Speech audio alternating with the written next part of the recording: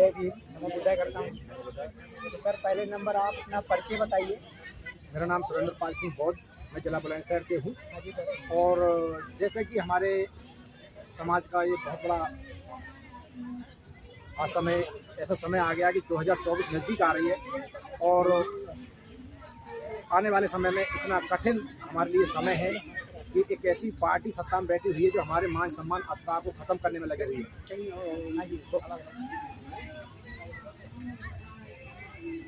तो मैं चाहता हूँ कि जो बहुजन समाज पार्टी इस समय जो लड़ाई लड़ रही है, उस लड़ाई को हमारा एक समाज का भाई जो भटक गया है, जिसने अब से पहले भीम आर्मी बनाई, तो समस्त हमारे बहुजनों में एक क्रांति की लहर जागी और उनको लगा कि एक हमारा मसीहा आरएसएस जैसे संगठन को टक्कर देने के लिए आ गया मैदान में और इससे हमारे समाज की बहन बेटियों को, भाइयों को, गरीबों को, मजदूरों को न्याय मिलेगा, ऐसी उम्मीद जगी थी।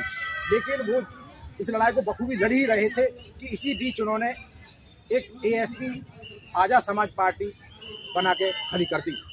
इससे मेरा समाज पॉलिटिकल लेवल पे बट गया और हमारी लड़ाई अधर में छूट गई। सर आज़ाद समाज पार्टी कहता है कि मैं बहुजन समाज के लिए काम करूंगा, बहुजन समाज के बीच में रहूंगा, उनके लिए कंधा से कंधा मिला के चलूंगा। और 2021 में उन्होंने बोला था कि मैं जो है किसी राजनीति से हमको कोई लेना देना नहीं है, हमें हमारा एक संगठन है। तो फिर इन्हें पार्टी बनाने की ऐसी क्या मजबूरी आ गई जो उन्होंने पार्टी बना लिया? देखिए, हर आदमी अपने मन में एक लालच और स्वार्थ लेके पॉलिटिक्स में या किसी संगठन को बनाता है। हाँ जी। तो उनका जो मेन उद्देश्य तो होना चाहिए था समाज की मान सम्मान अधिकार की लड़ाई लड़ने का होना चाहिए था। जहां हमारे समाज पर अत्याचार हो रहे थे, जुल्म हो रहे थे, उनको न्याय नहीं मिल रहा था, उसकी लड़ाई लड़ने का हमारा उद्देश्य होना चाहिए था। लेकिन ऐसा नहीं हुआ। वो अपने रास्ते से भटक गए और उन्होंने एक आज़ाद समाजवादी पार्टी एक ऐसा संगठन खड़ा कर दिया जो हमें कभी भी पॉलिटिकल लेवल पर कामयाब नहीं होने देगा। तो समाज मतलब आज़ाद समाज पार्टी जो है, जो बनाई गई है, ये बहुजन समाज के वोटों को तोड़ने का तो काम हो रहा है। देखिए, पहले ही हमारा जो बहुजन समाज बिखरा हुआ था, विपक्षी पार्टियों ने हमारे समाज को ब्लैक हिस्सा लगा दिया और जो बेबी प्लेट है, पहले बेबी प्लेट में जाती थी और अब कमांड जो जाती है वो वोट कहीं और जाती है। बटन हम दबा रहे, हमें दिख जाएगी, लेकिन हाल का तो 7 मिनट में हमें वो दिखेगी नहीं और 7 मिनट में अगर वो दिख भी गई और वोट भी पड़ गई तो कमांड ने किसी जगह चला दिया, वो वोट हमारी 70-80% बीजेपी के वोट जाती है। तो इसीलिए बीजेपी बार बार आ रही है और ये मैं 100% कहना हूँ। अब जो 24 का इलेक्शन है, चाहे जान चली जाए, लेकिन 24 में हमारा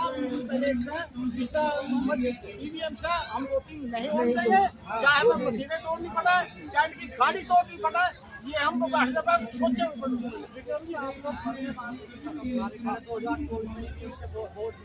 नहीं पड़ेगी, बिल्कुल नहीं पड़ेगी, किसी कीमत पर नहीं पड़ेगी, क्योंकि पूरे भारत के अंदर अभी 22 तारीख को भी आ रहा है हमारा धरना प्रदर्शन, 25 को भी है, 3 को भी था, 6 को भी था और अभी 31 को भी है।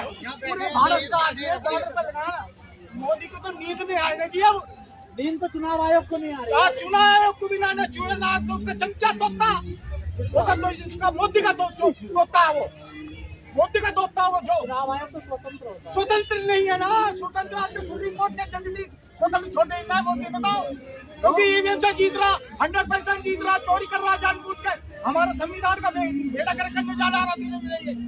वकील तो चुनाव भी लड़ते, आप लोगों को वकील चुनाव लड़ते हैं तो इसका मतलब ये थोड़ी है वहाँ अपने वोटों की चोरी करवा लेंगे उनसे। हम वोटों की चोरी नहीं कराते उनको किसी कीमत पे भी, सब कुछ हो जाए। डिजिटल युग है, आप लोग पीछे जा रहे हैं। हाँ, डिजिटल युग जा रहा है, डिजिटल कोई नहीं है, डिजिटल तक मोदी के लिए, हमारे लिए कुछ नहीं है।